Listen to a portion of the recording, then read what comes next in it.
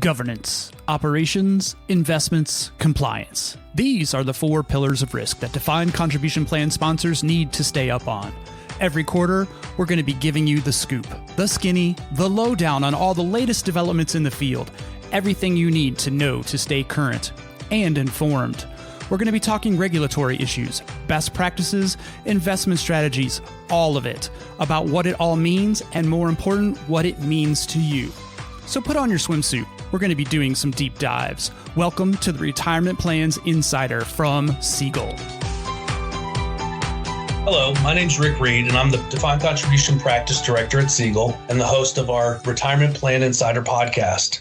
I'm joined today again by my colleague, Robert Krebner. Robert is a retirement consultant in our New York region and works with some of Siegel's largest corporate clients, including companies in the communications, sports, and entertainment industries. Hi, Robert. Thanks for joining us today. Would you mind giving us some additional background about yourself? Hi, Rick. Thanks for having me back. As you mentioned, I'm a consultant in Siegel's New York retirement practice, and my focus is on plan administration, where I've spent more than 10 years helping our clients manage operational risk for both pension and defined contribution plans. And I'm excited to co-host with you again today on such an important topic that I know is on everyone's mind. Whether you're an employee or a plan sponsor, this is something that you're already thinking about, and if not, you probably should be thinking about. So without further ado, Rick, do you want to introduce today's topic? Sure, thanks. Well, today's topic of discussion is financial well-being, which is also known in the industry as financial wellness, financial security, or a variety of other labels. And we'll get into that in a few moments. Bennett Hadley is also joining us today for this discussion. Bennett is an associate consultant in our Siegel, New York office and is our corporate market financial well-being solution leader. Bennett supervises Siegel's financial well-being consulting engagements and marketing and market efforts, and he has led financial well-being projects and the implementation of these programs for some of Siegel's largest corporate and multi-employer clients. Hi, Bennett. Thanks for joining us today. And as I mentioned in my opening statements, the subject of financial well-being has a lot of names and descriptions. So for our audience today, could you at least, give us your description of how you define financial well-being and what does it actually entail? Yeah, absolutely. And thanks for having me, Rick, Rob. Really excited for our discussion today.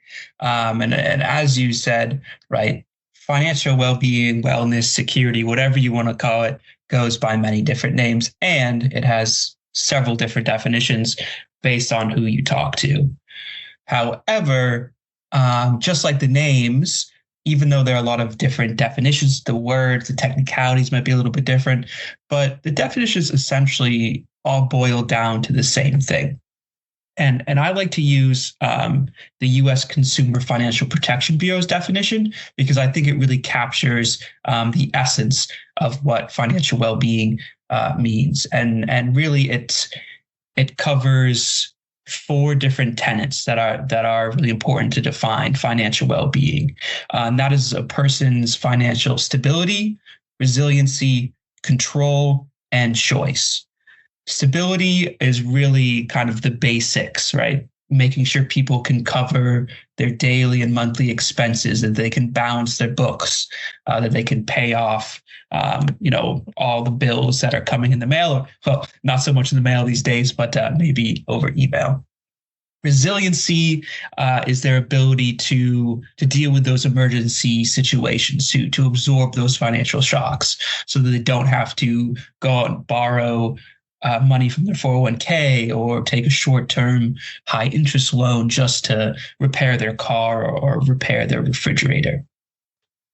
Control, the third tenet, is about being on track to meet those financial goals. So that's saving for retirement, saving up for a down payment on a house, saving for a wedding, making sure that when you're welcoming a newborn into the family, right, that you can cover all those expenses. And finally, the last tenet, and really kind of at the top of the pyramid, is choice, and that's having the financial freedom to do the things that help you enjoy life, right? It's being able to go on the vacation that you want to go on, being able to pay for your kid to do their favorite sport, right? It's not necessarily, essential, but really essential for people to enjoy their lives. So that's the U.S. Consumer Financial Protection Bureau's definition. It's the one I like to use. Well, that's terrific. Thank you, Bennett. That really narrows it down. And your description really kind of dovetails right into my next question, which is, why is it such an important topic in today's society? But I think you pretty much kind of covered that. But could you expand on it? Yeah. So I will say that it's become more of a hot topic, right? Like 20 years ago, it was certainly important, but it wasn't talked about as much or as important as it is today. And that's really because, right, our financial lives have grown much more complicated over the last 40 years. Right, there's so many decisions people need to make in order to be financially secure now and the future. Whereas 40, 50 years ago, it was still important and not easy, but it wasn't quite as complicated. People worked at the same company for a long time. Most people, had a pension that would take care of them in retirement, so that they could really focus on, getting that house they've always wanted, their car, 2 cars for them and the rest of their family. These days, right, it's incumbent on individuals to save for their own retirement. So they have to balance those short-term needs with that long-term saving and making sure that they're going to be set up in retirement. So really, there are a lot more decision points that people need to make nowadays, which makes their financial lives more complicated, which stresses them out and makes it a more complicated topic these days than it has in the past. Well, it sounds like, in addition to all of that, which is a lot, is also their paycheck has to be stretched further to encompass many more responsibilities. Yeah, absolutely. That's a great point, Rick. So again, with these now new detailed definitions that we've just discussed, how would you rate Americans? How is the average American doing financially in this current situation? Right. I'd say for most people, it's challenging. It's not an easy economic environment currently. Sure, you could look at overall metrics. You can say the economy has done quite well over the past year, recovering from, the dip we had at the onset of the COVID pandemic. But really, most Americans aren't feeling the benefits from this strong market. The tongue-in-cheek label that some people in the media I've heard put to the situation is vibe session, right? Which isn't really a serious term, but I think it actually does a pretty decent job describing the situation where, by most common metrics, you can say, the economy is doing well. People should be doing quite well financially, but in reality, people are struggling. So they say the vibes are off, right? It should be doing well, but people aren't, and that's really because costs have climbed, right, astronomically, as we all know. And while maybe the rate of growth of inflation is down, prices certainly aren't down, right? Just last year, the national rent to income ratio reached 30% for the first time, right? So people are paying huge sums of money just for housing that they haven't in the past. Right, the student loan debt moratorium ended it, and payments restarted in October. So that's expense that people, right, haven't been dealing with for the last 3 years. And a lot of people, 2/3 of people, say that the cost of living is outpacing their income growth. So while the traditional numbers might say that the economy is doing well and unemployment's low, really people are struggling with how costs have risen the past few years. Bottom line, people are stressed. People are stretching the dollar. Inflation's really hitting them hard.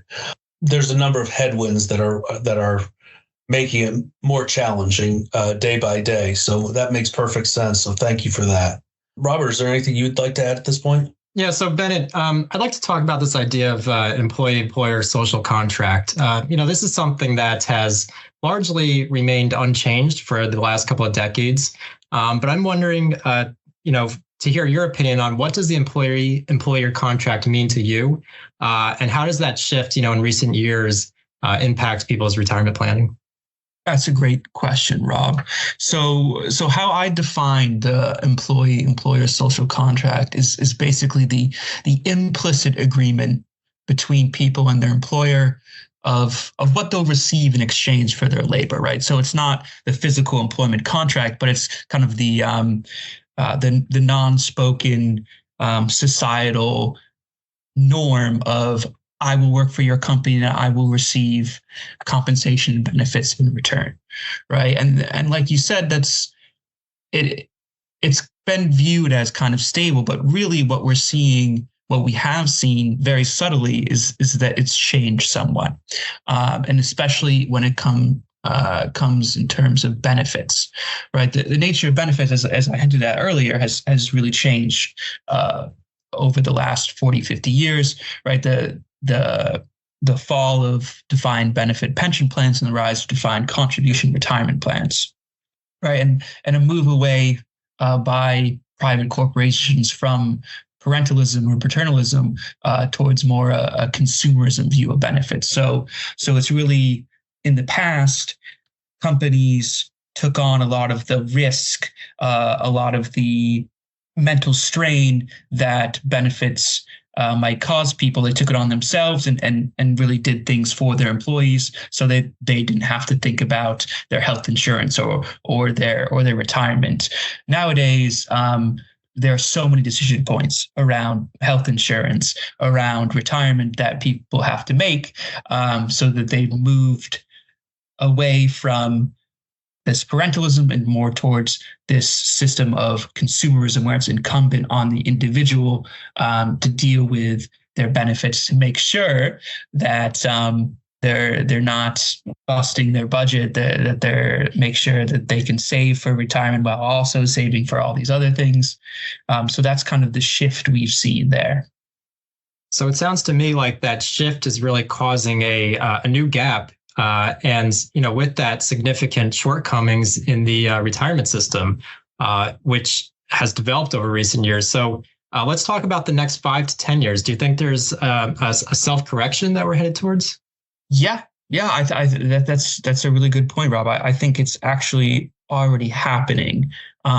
If you read a lot of benefits news, especially when it comes to retirement, you'll see lots of headlines about guaranteed lifetime income, in-plan lifetime income, kind of what we call the DB-ification of DC plans, where right over the years we've shifted to defined contribution plans, 401k plans, and now we're kind of seeing a shift back. Okay, once you've built up this big sum of money, how do you actually turn that into income in retirement?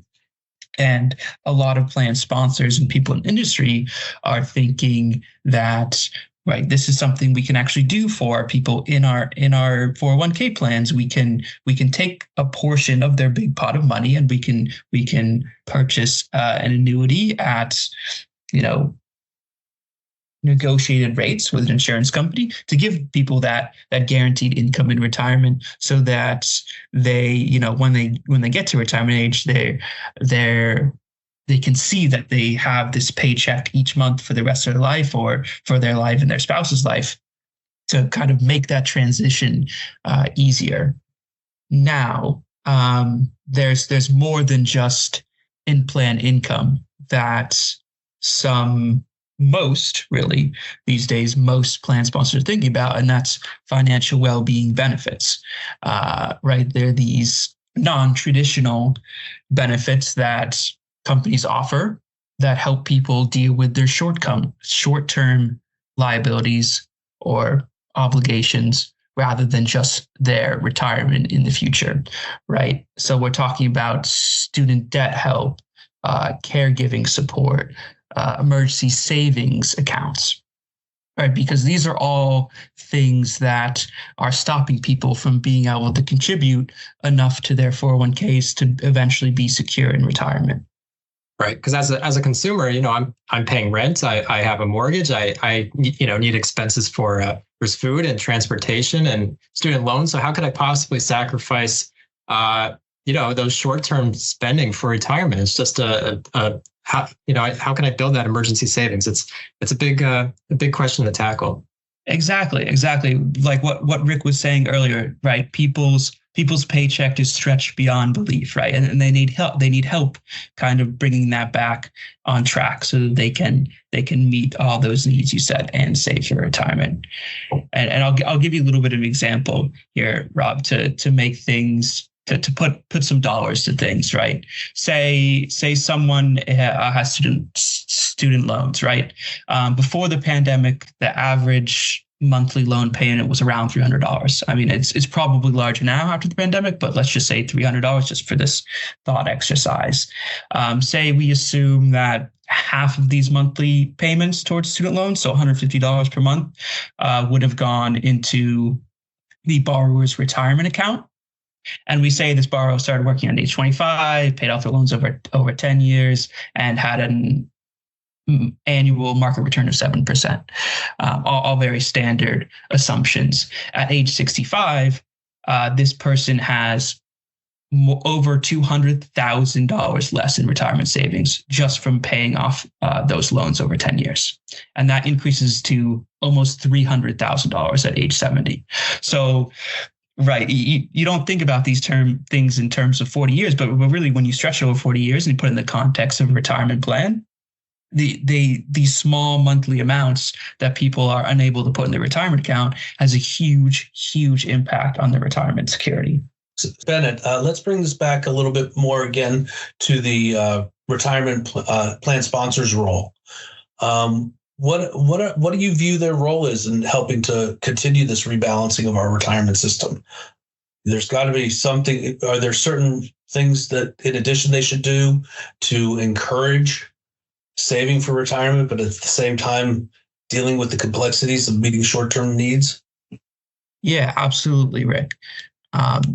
Right, like we talked about a little bit earlier, this self-correction, right? We're on a bit of a self-correction course.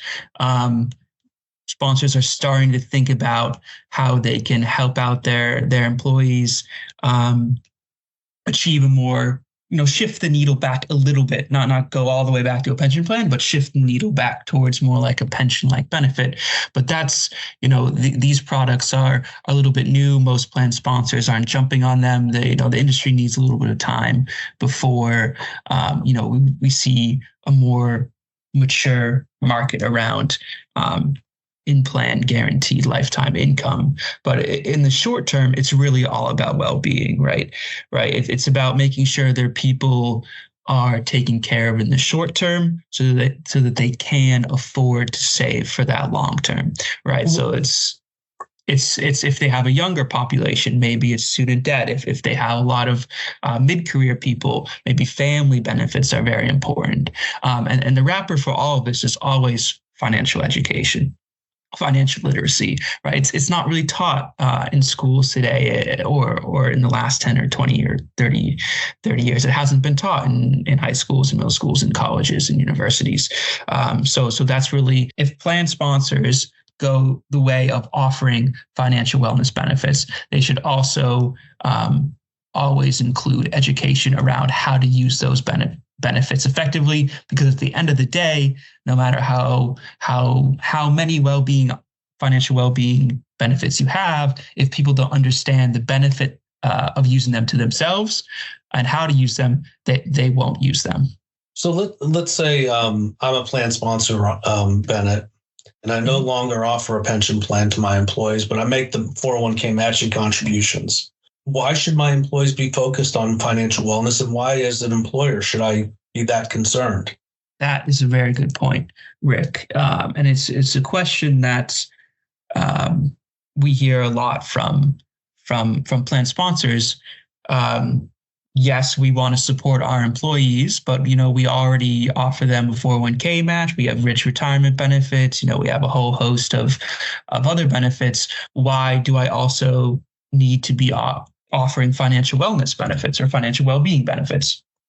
And the answer is really for employers, it mostly comes down to financial stress. There's a lot of research out there about how financial stress negatively impacts employees in the workplace.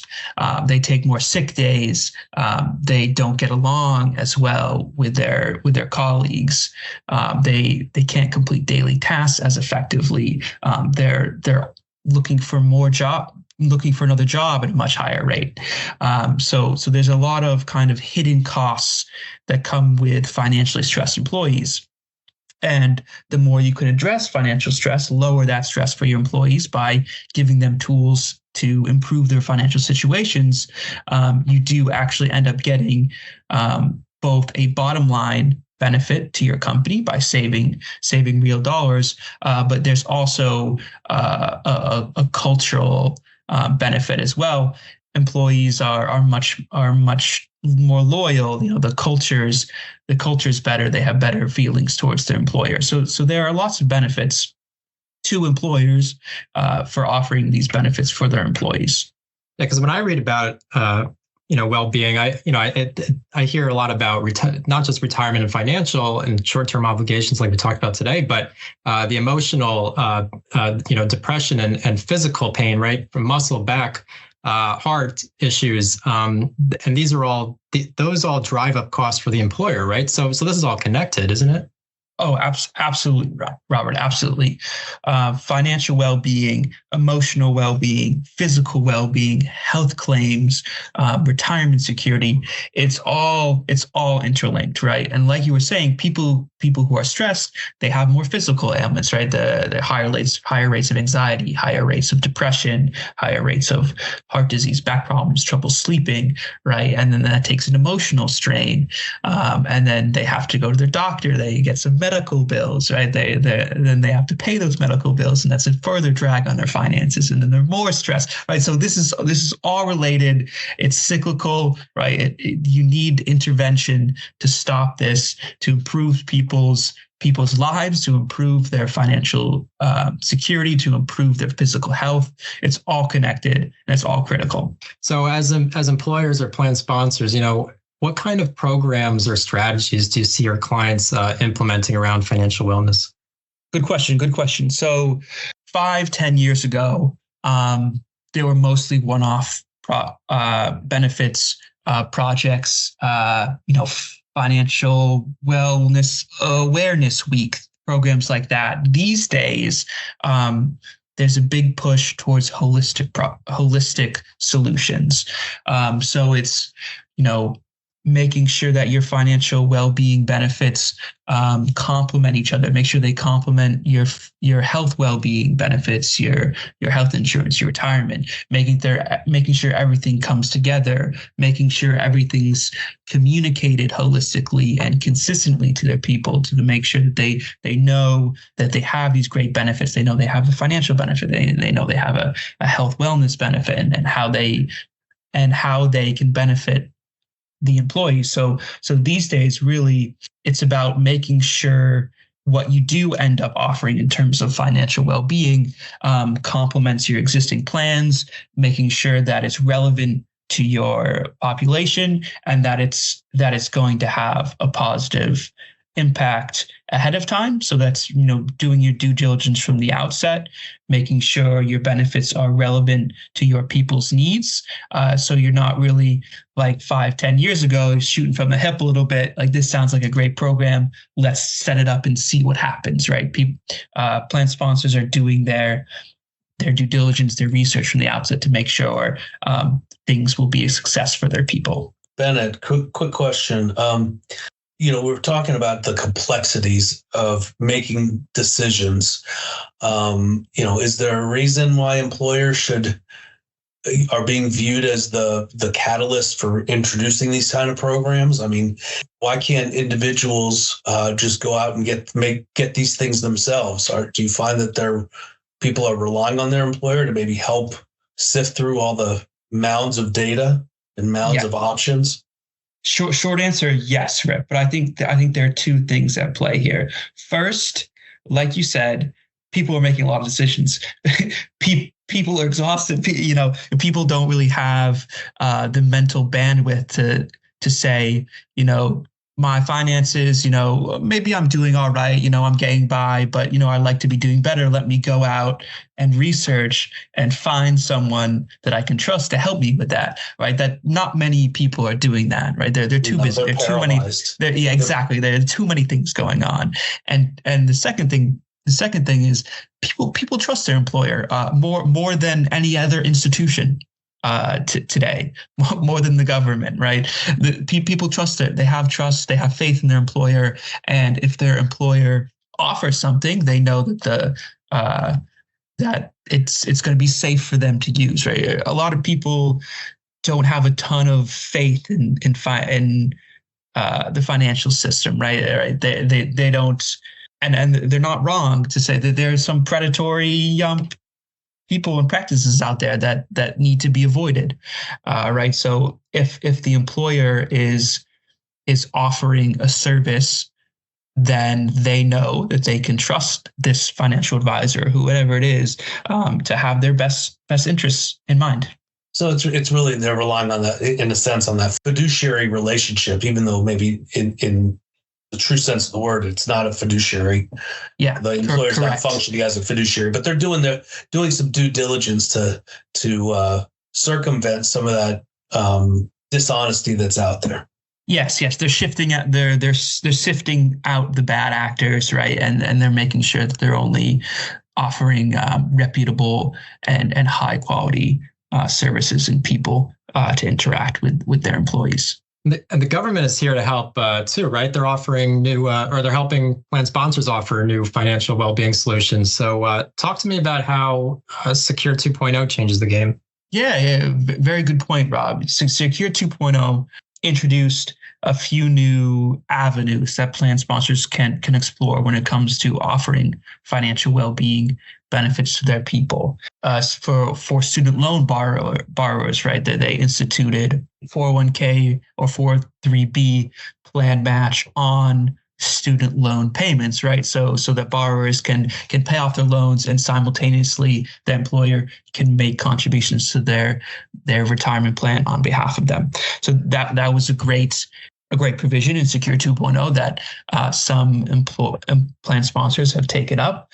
Another is kind of emergency savings 401k sidecar accounts, where plan sponsors can set up an in-plan emergency savings account for their people, which has some pluses and minuses. I think in the industry, a lot of people view it as an interesting concept, but maybe not best executed in its current form. But really, Secure 2.0, how I view it, is that it's just further confirmation that, right, this is a serious situation that the government is taking note of and acknowledging that something has to be done to help support employers, support their people, right? That they need more tools to offer these kinds of benefits to help out their people. Well, our economy relies on the everyday American and their consumption. So if they don't have the resources to invest buy their first home or to buy a car, I think that has a everlasting effect on our economy down as time goes on. Yep, it's a good point. So Bennett, here at Siegel, our vision for a successful retirement program is based on three main pillars and centers on: 1, providing a meaningful retirement income; 2, ensuring that the benefit payments are safe and secure; and 3, that the program is understood and appreciated by key stakeholders, in other words, the participants. So how does all this financial well-being discussion tie into this concept and its 3 pillars? So I would say mostly pillar 1, providing meaningful retirement income, right? Because as we've been talking about, our current retirement system is really mostly 401k, 403b, defined contribution retirement plans. And the only way that those become meaningful retirement income is by building savings. And the only way that savings can be built is by participants making contributions, and the only way participants can make contributions is if they feel financially well, right? If they don't feel financially well, if they can't, pay their bills, if they can't repair their car, if they can't buy a house, they're not going to be saving for retirement, right? So it's really all about making sure that they can build those retirement savings so that eventually in retirement, they can have income, meaningful income. I agree with that. That's very helpful. Thank you. So just kind of wrapping up a little bit, I mean, how can employers get things started? I mean, not all employers have financial well-being programs, or they may offer, as you were talking about, these one-off benefits to help in certain areas, but there's not really a strategic plan around it. How can an employer get started? How do they engage their participants and their employees to be encouraged to save for their future? Excellent question. So, right, like I said, the modern financial well-being benefit or HR benefits in general are all very holistic, right? So we would say that you need to start by understanding what you're trying to accomplish and what your people need in terms of financial well-being. So asking yourselves, all right, what are as the plan sponsor, as the employer, what are our goals for this program? And then also, taking a really deep look into your employee population. Okay, what do our people actually need in terms of financial health, financial well-being? What financial challenges do we need to solve for to help them? Right. And once you understand those two things, you can build, as you hinted at, Rick, a strategic plan to tackle that. Right. And then once you have that plan in place, you can go out to the marketplace, see what's out there, make sure, like we talked about, that you're sifting out those bad players, and eventually finding the products that best fit your strategic plan.